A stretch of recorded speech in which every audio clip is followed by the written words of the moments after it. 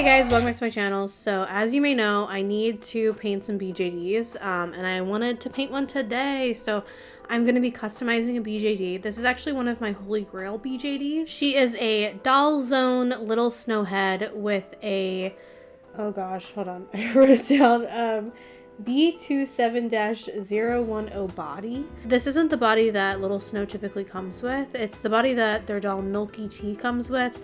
Milky Tea is more stylized than Little Snow is, so the body is a little bit more stylized, and that's what I like about it. I have a comparison picture somewhere on my phone. I'll find it and throw it up on the screen so you guys can see the difference. But anyway, what are we making today? So I wanted to make, and this is inspired by one of Skyland Doll's like OC characters, so I'll link him down below, but I wanted to make like a scholarly magician mage character. I think that they're so cute, and I just wanted to try my hand at one, so that's what we're doing today. Like with all my BJDs, I'm going to start off with the wig cap because we're going to start with the hair, and I would say wig caps are not my forte, but we're going to do one. So I put some saran wrap on her head to protect the face, and then I take some stretchy fabric and I stretch it as tightly as I can around her head. I wrap a rubber band around her neck and also around her ears, so there's not like a weird gapping because she has like elf ears, and it makes it just a little bit tighter to her skull. Once that's to my liking, I take some Elmer's glue and I do about 5 layers of it on top of the wig cap. I let each layer dry. I want it to be quite formed to her head and like in the shape of her head. I'd say probably the more layers the better. I do 5. I feel like that's what I can get away with. We then sketch out the hairline. Try to be pretty liberal with this because if you're not, she can have a really high hairline and kind of look like she's balding. So give it like more fabric and then like sort of trim from there. I feel like I could have even given her more of a hairline. It is what it is though. It ends up looking okay. But once I sketch it out, I take some scissors, hey, some scissors and cut out what I sketched.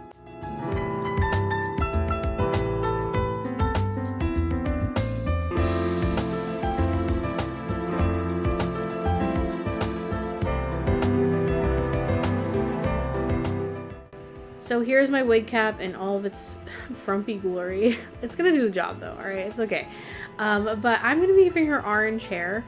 I have this orange yarn that is a very pretty color, but it is the crappiest of yarns. I got it when I was in Kuwait, and I could only find like crappy acrylic yarn when I was in Kuwait. It was bizarre, but I tie it around this thing and I do the whole like yarn treatment to it. So I brush it out with a cat brush once I'm done tying it, and then I straighten it with a hair straightener, and it makes it significantly like nicer. It's still not like the nicest quality of yarn that I've gotten. Like it's still kind of frizzy a little bit, but you know what? Maybe she got like frizzy orange hair. I'm not like, she's like Miss Frizzle, you know?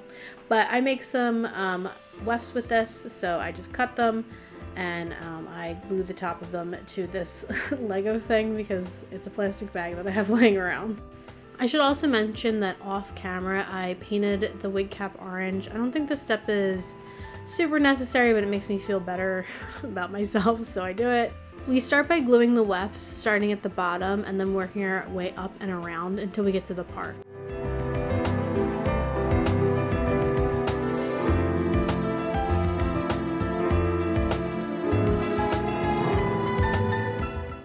After we get to the part, I'm going to be taking a weft and I'm going to be gluing it down backwards and then flipping it.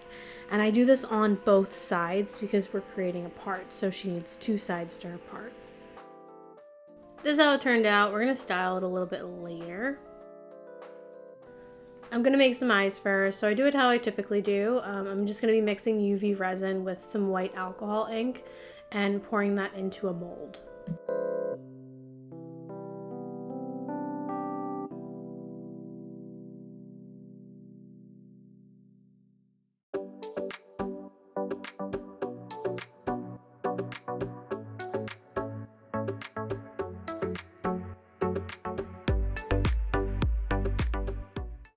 We break up the air bubbles, if there is any, with a toothpick.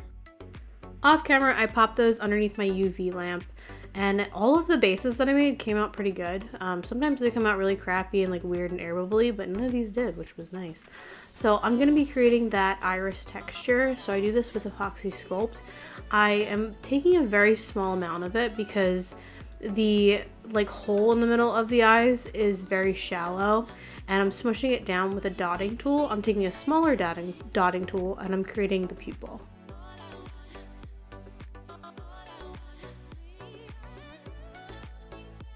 I really like the textured eye look, so I'm taking a needle and I'm just pressing this down and I'm creating lines that are radiating out from the pupil. They're all different sizes. Some are a little bit smaller, some are a little bit longer, but they're just coming from that pupil area.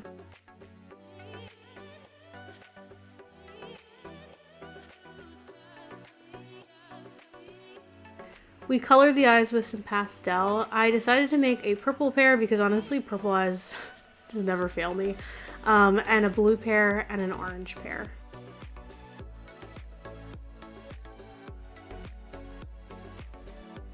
I mix UV resin and ink. The ink is in corresponding colors to whatever color that I used for the iris. So like this one is purple. I'm gonna be using this on the purple iris. It's a darker purple, so I want this to sink into the line so that it looks like there's sort of a natural shading effect to the eyes. I'm not using a ton of this because I don't want it to be too dark, and I really just want it to sink into the lines that we created earlier. After I give all the eyes that treatment, I pop them under the UV lamp, and I'm going to be creating the pupil next. So I do this with a Pearl X pigment and UV resin. I just like mix them together. This one's purple. I'm going to be using this for the purple pair and also the blue pair to create the pupil. For the orange pair, I used red Pearl X pigment. Last but not least, we're going to be putting sparkles. We're going to mix it with UV resin and put it on each one of the eyes. I'm using pink sparkles. Honestly, I need more like fine glitter because this is the only color that I have, but it kind of works for everything, so that's nice. I just put a coat of this on each one of the eyes, pop it underneath the UV lamp. After that, I do my last coat of resin, which is me doming the eyes, and of course, pop it under the UV lamp to dry. Here's how they came out. They came out okay. I wasn't like incredibly satisfied with them, but I did like the orange pair the most.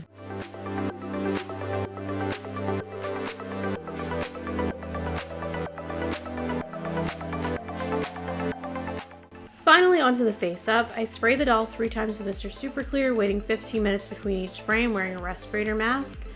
And we start. So the very first step that I do is I take some peach pastel and I add this to the waterline. I typically, when I paint fashion dolls, I'll use a pencil for the waterline, like a peach pencil, but for BJDs, I just think this looks softer. Like a pencil looks a little weird. So once I'm done applying it to the waterline, I also apply it all around the face for blushing.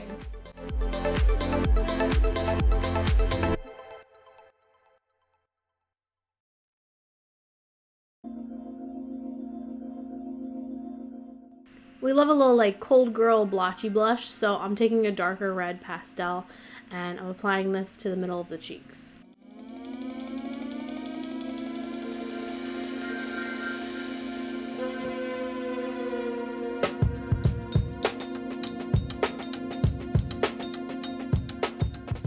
With brown pastel, I apply some of this inside the nostrils.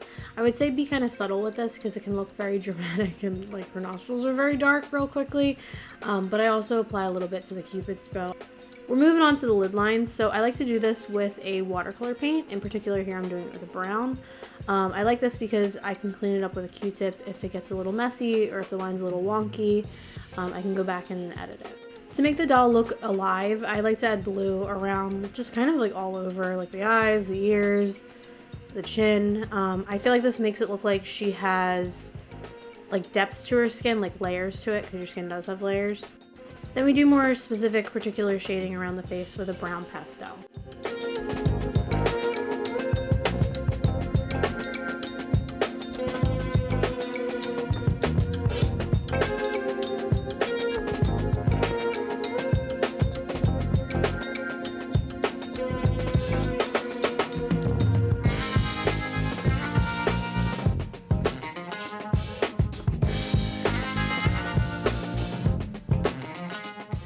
I love veins on dolls, so I'm creating some with a very light blue Faber-Castell pencil. I specifically like this pencil because, to be honest, it kind of sucks. It's not the most pigmented, but it works really well for veins because you don't want to have like very severe lines all around the face for veins. But I'm putting these literally all over the place, and they're like branch-like pencil marks. Also, this pencil is really hard, so it creates a very fine line. That's actually why I like Faber-Castell pencils. If you guys are like new to the hobby, I like a lot of different pencils for a lot of different reasons, but that's why I like Faber-Castell. I adore like orange hair and freckles, so we have to give her freckles. I'm splattering her face with brown watercolor. Any that I don't like, I'm just taking a Q-tip and dabbing off. By the way, I figure I'll ask a question during this because sometimes the face up can get very repetitive and possibly a little boring. But did anybody see the Barbie movie? I feel like everybody saw the Barbie movie. I love the Barbie movie. I thought it was so good. I just love everything about it, like aesthetically. My husband also liked it, and he's like extremely picky with media. So tell me your thoughts. We're starting with the highlight lines. I like to bring a sort of distinct, sharper line for highlights when I start going in with the pencil and then eventually paint. Because when you're going in with all the shading, you just lose a lot of the light that the eyes have, so we're bringing it back with the pencil first. I'm doing this around the eyes and also on the lips.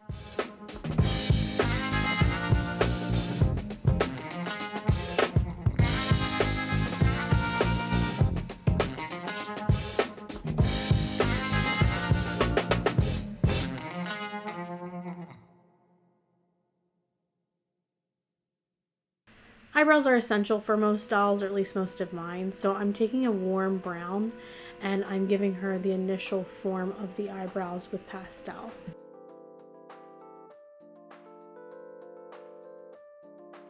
I feel like lines of definition really bring a doll's face to life. On people's faces, like, we don't really like them, but on dolls, if you add like lines around their eyes or their lips, like lip wrinkles, which is what we're doing now, it just looks so good and makes them look so alive. She needs macro Pearl-X pigment because like literally they all do. In all seriousness, if you're going to pick up one of the Pearl-X pigments, pick up the macro pearl.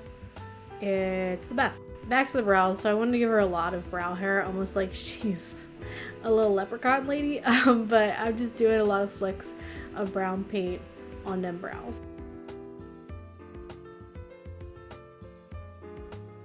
We're now at the last stage of highlights where I'm adding watercolor white paint highlights. I'm doing this basically in all the areas that I added pencil, but I'm doing it more sparingly.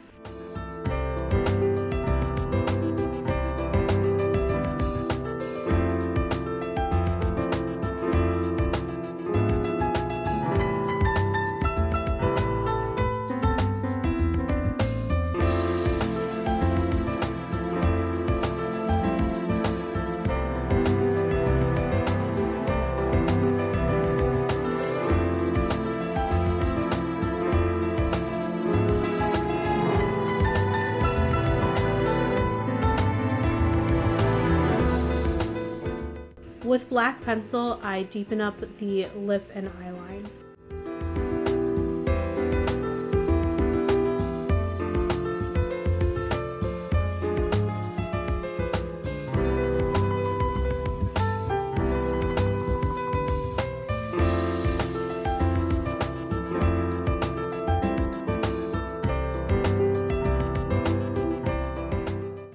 To give the eyes a little bit of shininess, I take a rose gold watercolor pencil as well as a rose gold watercolor, and I add this to the waterline and just generally around the eyes.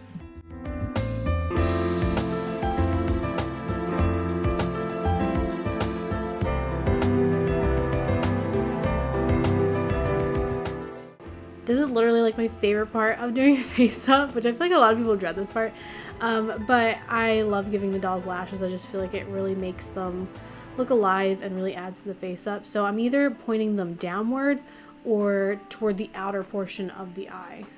Having them going in not just one direction really makes the eyes look more realistic.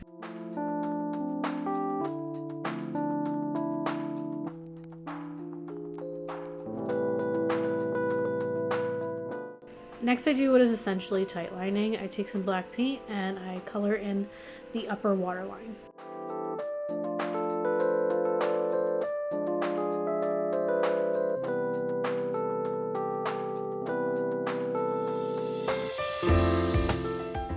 I noticed with a couple of BJDs where I really loved the face up, the artist added just a couple lashes to the outer lash line and it looked really good, so I do that with my face ups too.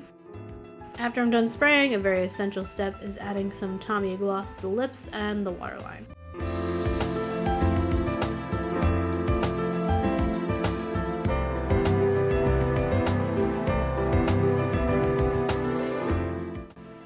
This is how she turned out, and I love her face up. I expected that I would because this is one of my like grill dolls. I just think her face sculpt is adorable. Of course we need lashes because she's a BJD, and I feel like BJDs kind of need 3D lashes, but I'm applying some tacky glue and then I'm going to take the lashes. I like to cut them in half and then apply them. It just makes my life like so much easier. Once the lashes dry, I like to go over it with some black paint. It's clear, but there's like a little bit of a filmy look, so this covers that up. And I decided not to use any of the eyes that I made. I found these pink ones and I just felt like they suited her a lot. So, but also that right lash looks like a little wonky. I end up taking it off and reapplying it. We're going to be blushing the body because I feel like BJDs, like not a lot of people blush the body, but the sculpting is so beautiful. It looks so good. It does chip pretty easily though, but I'm going to be using the same tones that I used on the face on the body. So like pinks, reds, blues, purples, browns, stuff like that. I give it the same freckle splatter treatment as well.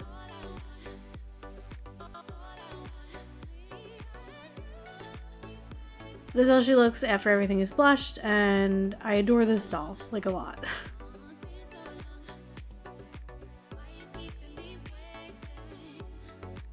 On to clothes. Her outfit's gonna be pretty bright, as you can see. Just very like pink, red, purple, white, gold. But yeah, we're gonna be starting with the blouse. So the blouse is, I think it's like white chiffon, I'm not sure exactly, but I start by hemming everything. I hem with Fabri-Tac glue just because it's fast and it's really clean looking.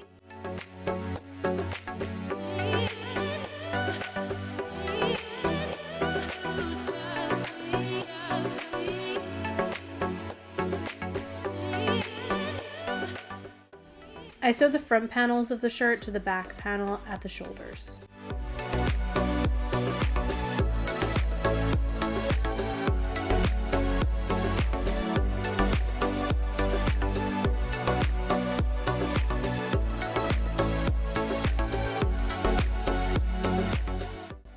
Onto the collars. So I take the collar and I sew it to the neckline of the shirt, good side to good side.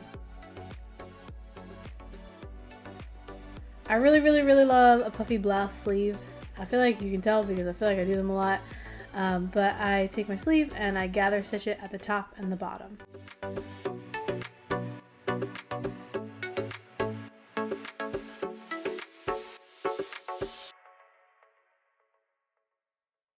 I then take the cuff and I sew that to the bottom of the sleeve.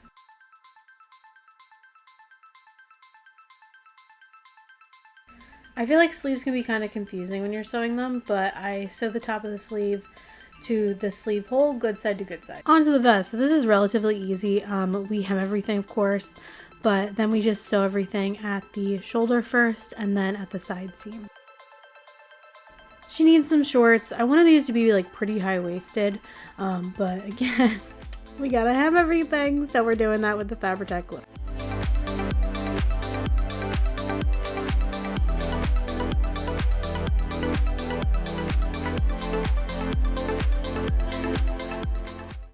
For the front pieces, I sew that together at the crotch, and for the back piece, I sew up like half of the crotch. And then I cut the front pieces in half because I just wanted to sew them back into place. This is only for aesthetic purposes. I just like the way it looked, and I sewed up one of the side seams.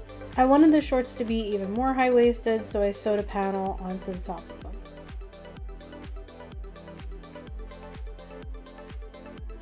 This is the basic form of everything, but we have to decorate. So I already added some gold trim to the vest, but I'm going to be adding some more ribbon to that vest. This white stuff I'm going to be putting at the bottom.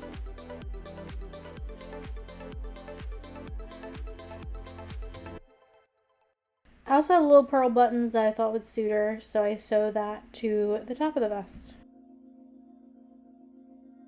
I'm feeling a mighty need to decorate the shorts, so I'm doing so with some half-back pearls and Fabri-Tac glue.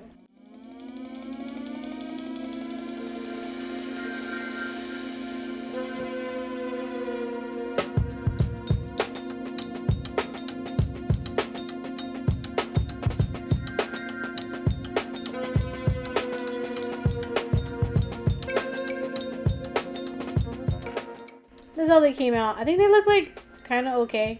I like them. I decided that I wanted to decorate her vest even more, so I took some gold grommets and I'm putting 2 per side of the vest. So I'm going to be attaching the 2 sides with a ring and a chain. Grommets are an easy detail to add to an outfit to make it just look like more high quality and put together. And Amazon has a ton of different sizes. Like I think these are just like 1mm, so you can definitely get them small enough for dolls.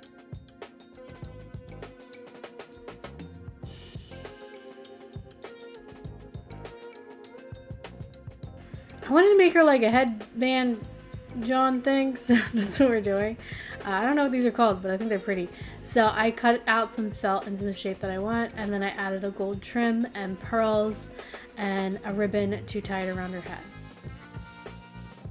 I was talking to my husband upon like looking at the outfit, and he was like, you need to give her like a collar or something. And I was like, you know what, babes, you ain't even wrong. So I go about doing this in a very strange way, but I have 2 sides of the collar.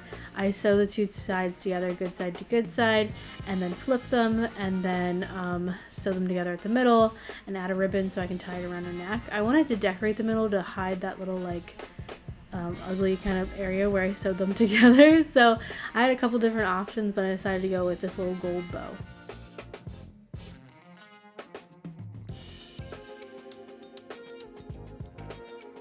On to styling the hair. So I am separating 2 chunks of her hair because we're going to be curling them later. But once I'm done separating them, I just give her a braid in the back. It's like a very simple braid.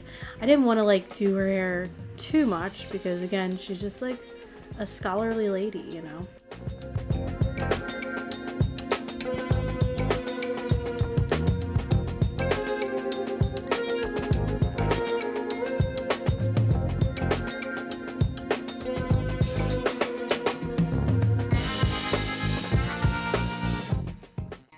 We then gotta curl those pieces, so I heat up a metal chopstick and wrap her bangs or her little sectioned areas off and wrap them around the chopstick.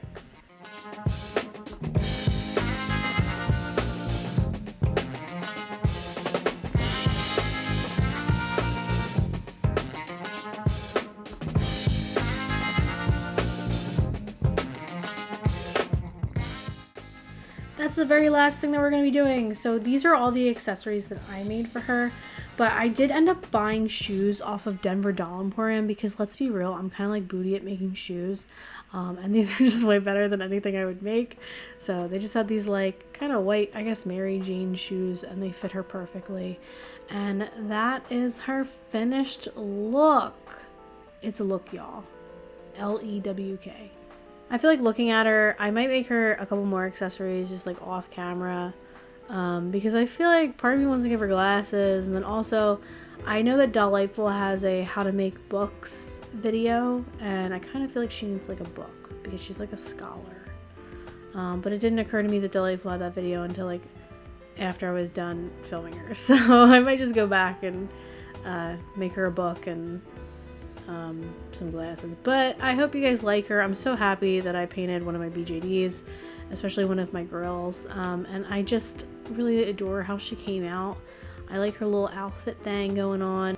It was fun stepping out of my comfort zone with this doll. I feel like I've made outfits kind of similar to this, but not exactly the same. Like it was a very sort of constructed outfit, which are not my forte. But yeah, let me know what you guys think about her down in the comments. If you like her, let me know if you guys painted any of your BJDs lately or made them clothes or anything. Let me know down in the comments. And yeah, I hope you guys like this video. Like this video if you like this video. Subscribe, makes me happy. And I hope you guys are having a beautiful day. Bye!